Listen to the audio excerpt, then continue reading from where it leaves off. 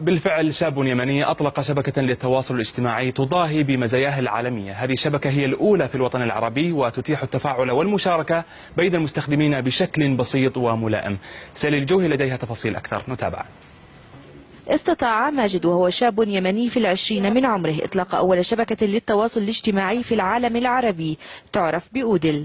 ميزاتها تفوق ميزات نظيراتها من شبكات التواصل الاجتماعي في الغرب.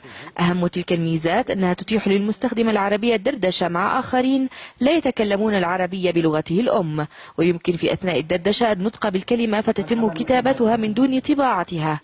تمكنت الشبكة وهي بعد في المرحلة التجريبية اجتذاب 250,000 مستخدم، ما شكل حافزا قويا لتطويرها كي تنتقل مستقبلا إلى العالمية. نحن بصدد معاملة الترخيص وسنكملها عما قريب، لأنه الترخيص نحن نحاول أن يكون من منظمة الويبي تحديدا. الويبو منظمة الويبو الدولية تقدم تصريح دولي وليس محلي، بينما صنع بترخيص محلي.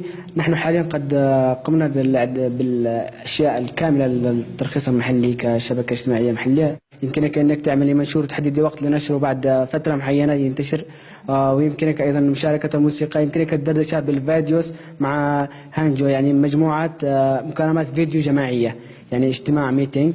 وأيضا يمكنك أيضا عمل كلمات سر أو باسورد إضافة لخصوص سياسة الخصوصية للمستخدمين. أضفنا خدمة جديدة إنك تعمل باسورد أو كلمة مرور للمنشور بحيث إنها ما تورد عند أي شخص غير الشخص الموجود عنده الباسورد.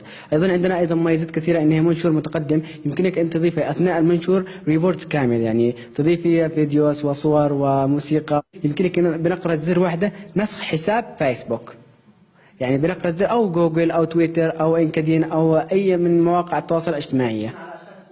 شبكة التواصل أودل هي حصيلة عمل استمر 3 سنوات بالتعاون مع طاقم من المستشارين الإعلاميين والقانونيين، سيتيح إطلاقها رسميا في المستقبل. وقد باشر فريق من الشباب الترويج لها وتسويقها من أجل استقطاب أكبر عدد من المستخدمين. عملنا مجموعة حملات رسمية في صحف، في مواقع، وبعدين بدأ كتسويق شخصي، بحيث أنه أنا مثلا أعرض هذه الفكرة على أصدقائي، أستقطب أصدقائي لهذا الموقع، أعرض عليهم الفكرة، يشوفوا الخدمات، فالناس بدأوا يحبوها. يعني الشخص اللي يدخل يجيب معه 10 أشخاص ويقول لهم هذا الموقع يعرض علينا خدمات ما نلاقيهاش في مواقع ثانية، وهكذا استمر العدد في التزايد.